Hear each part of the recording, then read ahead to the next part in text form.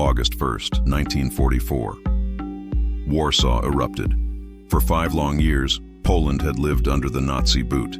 Its people starved, beaten, deported, murdered in ghettos and camps.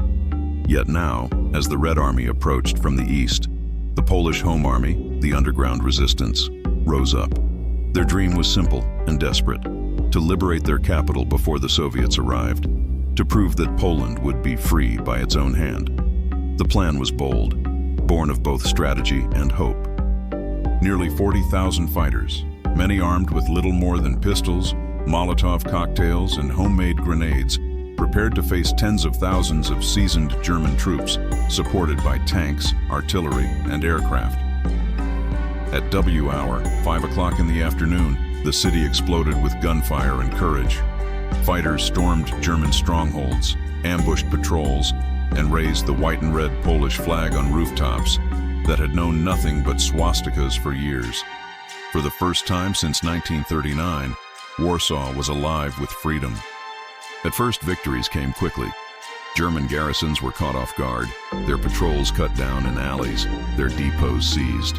Entire neighborhoods fell into Polish hands as barricades of cobblestones, overturned trams, and sandbags went up across streets. Citizens rushed to help. Women carried supplies, boys ran as couriers, girls served as medics, and children acted as lookouts from attics and windows. For a fleeting moment, Warsaw breathed again. The Nazis struck back with terrifying fury. Hitler ordered the capital destroyed, its people to be exterminated as a warning to all occupied nations. SS troops under General von Dambach poured into the city, supported by tanks, artillery, and the dreaded Luftwaffe. They unleashed not only war, but massacre. In Wola, tens of thousands of civilians were shot in cold blood over just a few days. Families were herded into courtyards and executed, homes set ablaze with their occupants still inside. Survivors spoke of streets running with blood, of the stench of burning flesh carried on the wind. Yet the resistance did not yield. They fought block by block, turning sewer tunnels into highways, apartments into fortresses, and Molotov cocktails into anti-tank weapons. In one daring strike, fighters captured a German Panther tank, painted it with Polish insignia, and drove it into enemy positions, blasting away at the occupiers who had never imagined their own steel beasts turned against them. Teenagers crawled under armored vehicles with mines strapped to their chests, willing to sacrifice themselves to halt the advance. Life under siege produced surreal details. The underground press printed newspapers, posters, even postage stamps, as if Warsaw were already free. Priests held mass in shattered buildings, giving spiritual strength amid ruin. Hospitals were hidden in basements, where doctors worked by candlelight, amputating limbs with kitchen knives, sterilizing instruments over open flames. Nurses risked their lives to fetch water under fire, and wounded men sang patriotic hymns as they awaited either death or healing. Songs echoed through rubble-filled streets, their words bouncing from blackened walls like a heartbeat in the city of ashes. For weeks the battle raged. Air battles filled the sky as German planes bombed indiscriminately, reducing entire districts to rubble. Civilians lived in cellars, sharing crumbs of bread, whispering prayers as artillery shook the ground. Yet still the Polish flags waved defiantly. A teenage courier named Antek, only 13 years old, became legendary for racing through gunfire with messages strapped to his chest, darting into sewers when the streets became death traps. His story, like so many others, showed that Warsaw's soul was made of iron.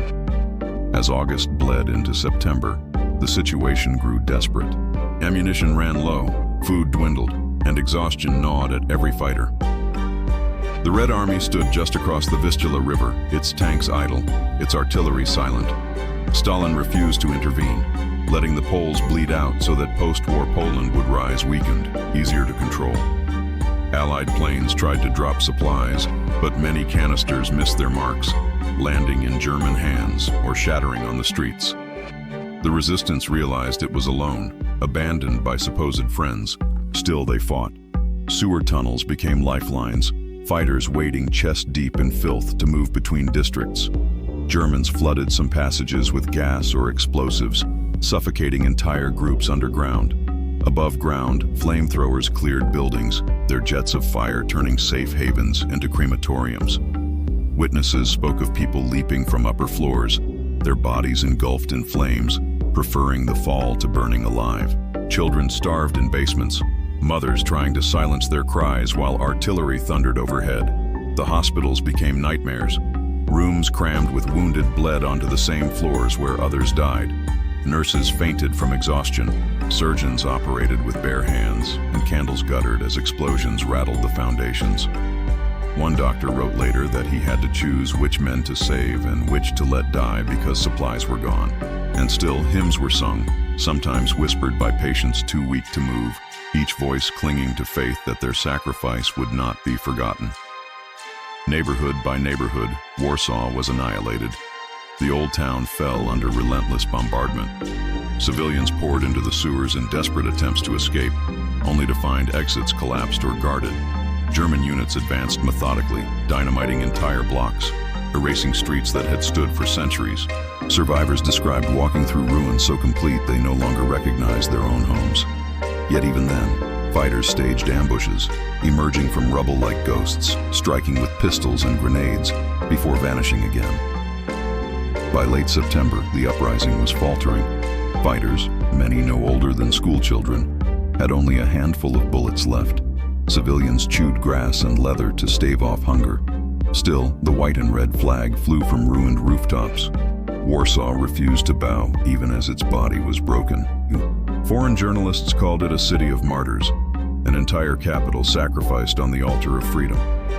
At last, on October 2nd, after 63 days of unrelenting combat, the Home Army was forced to capitulate. Starving, exhausted, and out of ammunition, they could fight no longer. But they surrendered not as bandits, but as soldiers. Even the Germans, shocked by their resistance, granted them the rights of prisoners of war. Survivors marched into captivity with heads held high, while behind them, German engineers methodically leveled what was left of Warsaw. Entire districts were dynamited, cultural treasures obliterated, leaving a silent ghost city behind. The cost was staggering. Nearly 200,000 Poles, fighters and civilians, were dead. Warsaw was reduced to rubble. The city that had once been a jewel of Central Europe became a wasteland of ashes, corpses, and broken stone. Yet the spirit of Warsaw endured. Survivors told of young couriers who never faltered, of nurses who worked until they collapsed, of children who sang to keep hope alive. Their stories became the lifeblood of memory. The Warsaw Uprising was not a victory of arms, but of spirit. It showed the world that even against impossible odds, even abandoned by allies, a people could rise, fight, and refuse to bow. In the decades that followed, the uprising became a symbol of defiance, a reminder that freedom has a price, often paid in blood. When Warsaw rose again after the war, it did so from rubble, rebuilt stone by those who survived. Today, monuments stand where flames once raged, and each August, Poland remembers. The uprising lives on in memory, in hymns, in the unbroken heart of the nation. Warsaw had burned, Warsaw had bled, but Warsaw had not surrendered.